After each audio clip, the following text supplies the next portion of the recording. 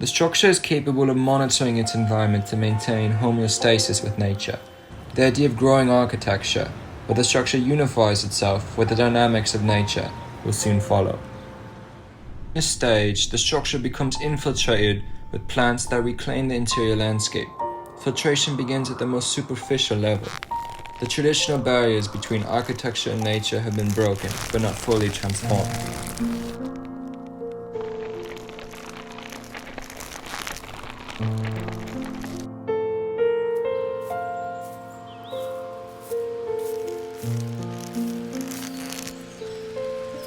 It is the idea of growing architecture, and here, natural materials begin to texturalize the space.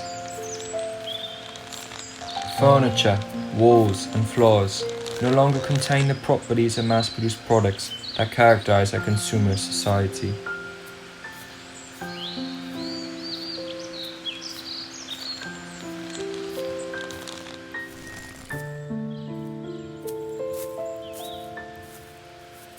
Nature and architecture have come one step closer in this stage. No longer juxtaposed, they have fused into a single organism to serve fundamental human needs.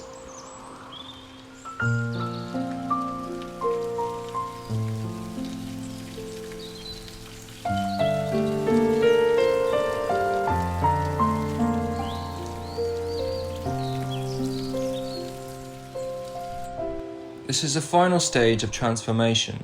Atmospheric qualities merge with existing qualities to complete the natural environment.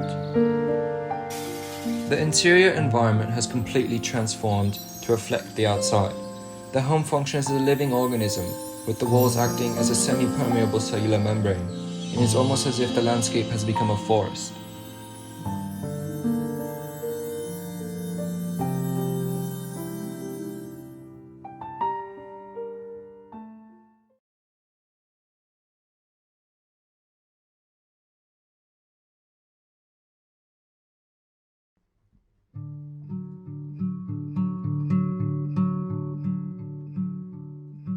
Another day of staying inside. Do you think there will be a time when outside will be so foreign to us that it will no longer exist, even in our memories? We may lose our ability to remember what it feels like to lay in the grass and feel sunlight on our skin, but the memory of outside will never truly fade.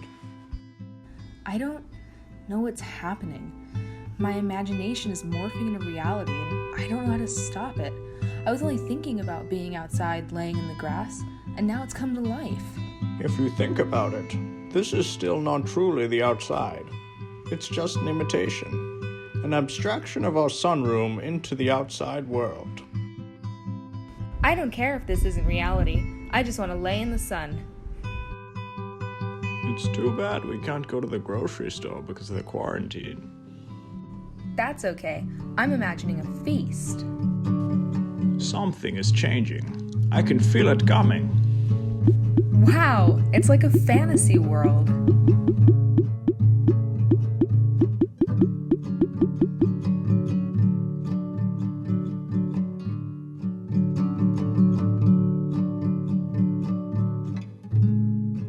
Oh, wait. Do you think it's safe to use the bathroom? The bathroom is the only place in our environment where we encounter a different element. I miss our encounters with water outside of the routine.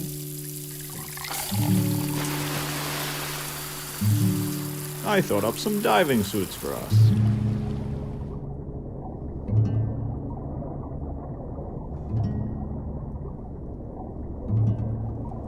I think the room has lost some of its functionality.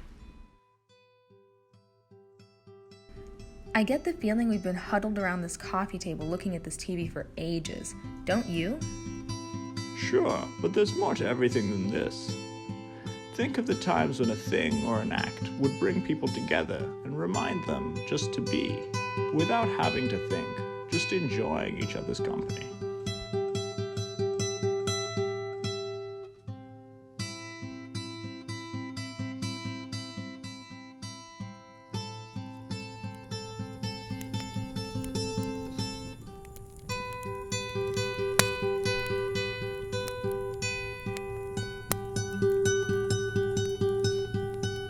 wonder how we're going to put this fire out.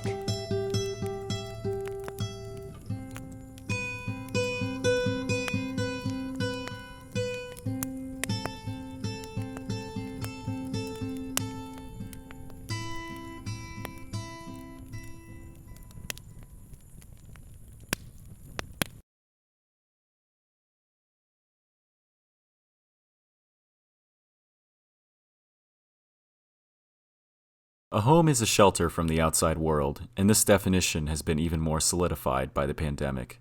After minutes, hours, days, weeks, months inside the same space, the subject becomes comfortable with isolation. The subject grows to appreciate the insulation from the outside world, from external problems. Starting the most private area of the home, a place designated for dreaming, the architecture, familiar and mild, becomes uncanny. Its textures and colors saturate and grow vibrant, a reflection of the subject's idealistic vision. Quickly, the saturation turns eerie as the architecture mocks the idealistic and escapist perspective of the subject. The architecture morphs into its true form. The subject escapes to the hallway. Moving down the hallway, the colors are vivid.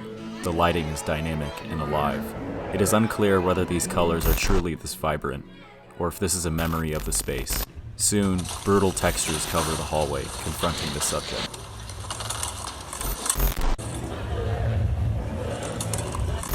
And then reverts back to reality, still harsh.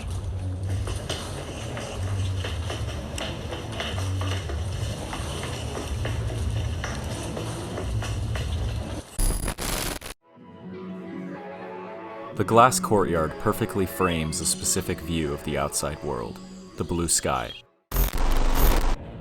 The courtyard reverts back to its true form, and its pristine glass texture violently distorts the subject's perception of the space.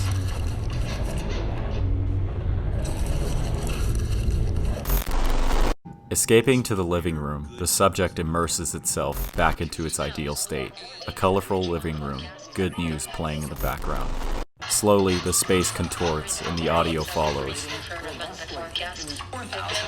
The subject has completely transformed into reality and fearfully backs out of the living room, metaphorically backing away from a reality they do not wish to see. It's comforting, living alone, perched upon an ocean cliff, the whole world separated by the horizon. But sometimes I hear cries. I hear voices and they grow louder and louder. And I try to shut them out because I don't want to hear the pain. And the harder I try to suppress the shouting, the more it floods my mind. I'm searching for the safest corner in my home. Yet my search for safety betrays me. I can't keep looking back. But I still hear the voices. And the space that I made mine disowns me. I couldn't confront reality, so reality confronted me.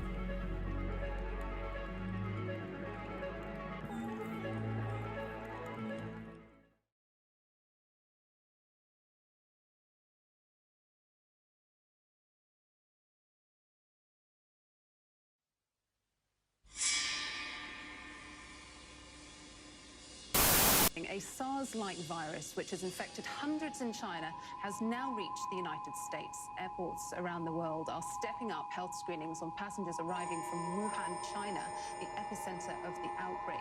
Now, 9 people have died in China. At least 470 there are infected. And there are fears the coronavirus will spread during the busy Lunar New Year.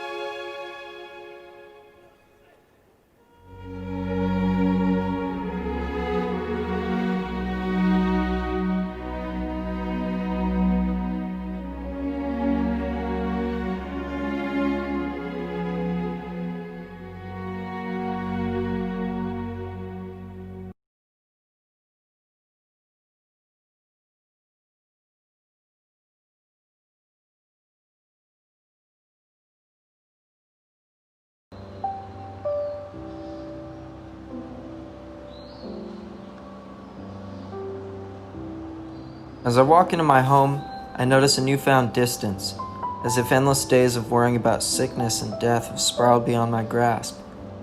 I feel like I'm descending into a fever dream, almost like a nap determined to wind into a fitful sleep.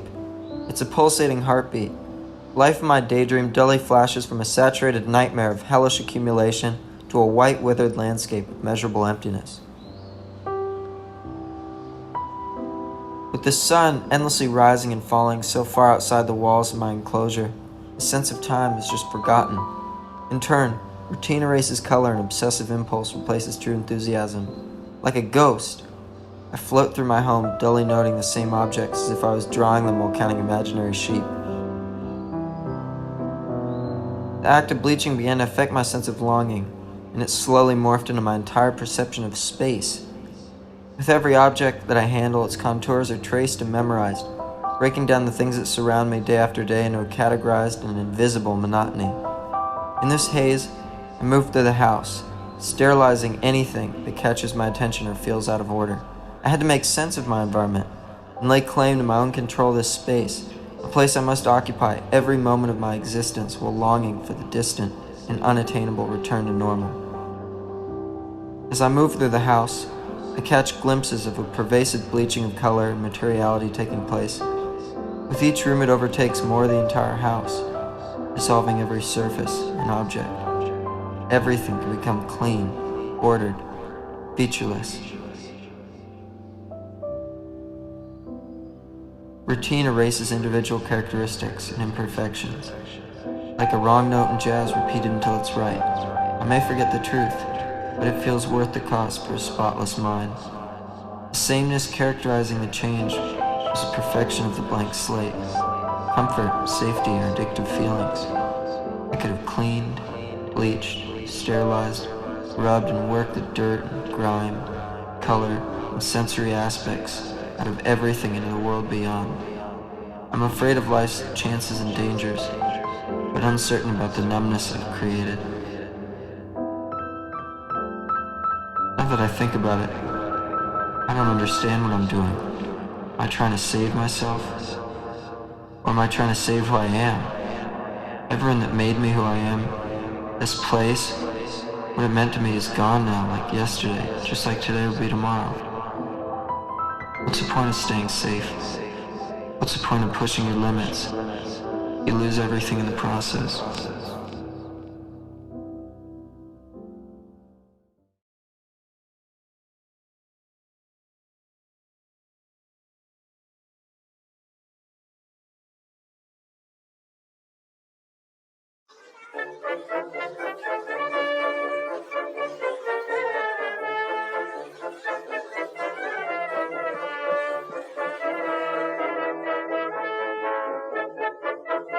What is life under the pandemic?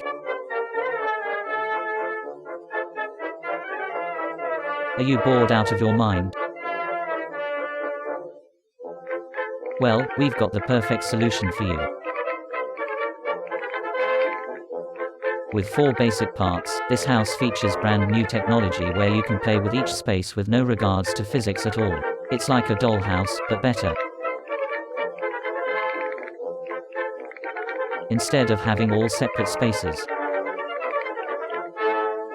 Why not relax and watch TV while you work at the same time? Or maybe when you want a little snack after working very hard, the kitchen is right around the corner. Even while eating, you can sit and watch the sunset outside the window. You can also nest each of the spaces however you please. Each of the walls can be intersected and interchangeable. Amazing. The walls can be taken apart, put back together, and then combined.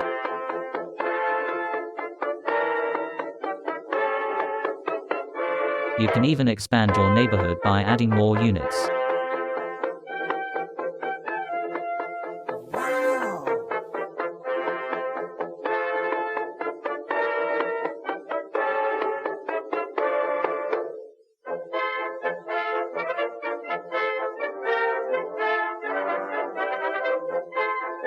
Call 1-800-NEST your space to get your quarantine house today.